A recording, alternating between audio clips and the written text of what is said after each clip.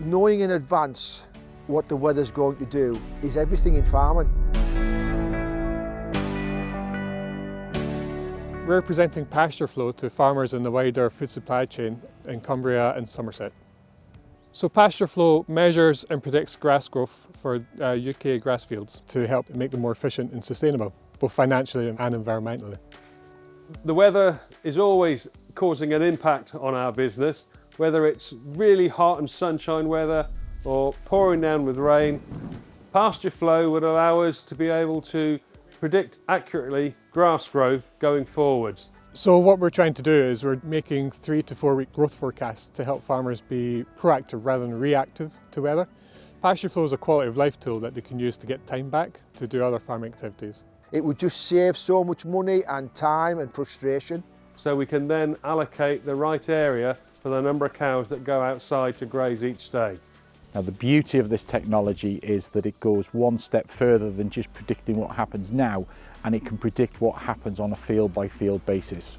We use radar satellites which aren't interrupted by clouds, so it works all year round. So we can understand how a field behaves historically, and we understand where the field is today. This project has been delivered with funding from Innovate UK. We've worked with Agribot to deliver the project to farmers as we're showcasing today in Cumbria. We have hosted an event at Claire and Joe Hetherington's Blue Dial Farm, Allenby, to look at the new innovation and technology towards grassland and crop monitoring. The weather in West Cumbria is so unpredictable. A reliable forecast, you could plan when you're going to sow your fertilisers, when you were going to chop your grass. It would be nice to know sort of 14 plus days in advance, because that would help in management of contractors, etc. So our models are accurate over the longer span, 2 to 3 weeks, because we use atmospheric models, which is more about averages and statistical analysis. How much is it going to rain over a period of time, rather than the weather reports of trying to understand if it's going to rain at 2 o'clock exactly. We proved that works by utilising partner farms that were part of the project. So they went out and measured their grass using plate measure readings once a week, which we used to ground truth the satellite data we were getting back and how accurate the AI models are.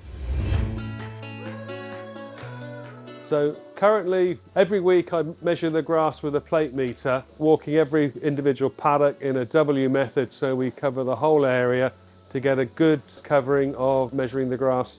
And the top of the plate meter sits on the grass sward, and this gives you a physical depth of grass in that location. If I walk the field in a different direction, it would probably give me a slightly different reading. It's quite a time-consuming job in the summer. So Pasture Flow could increase the productivity on the farm with the downturn in labour availability, time restraints for people.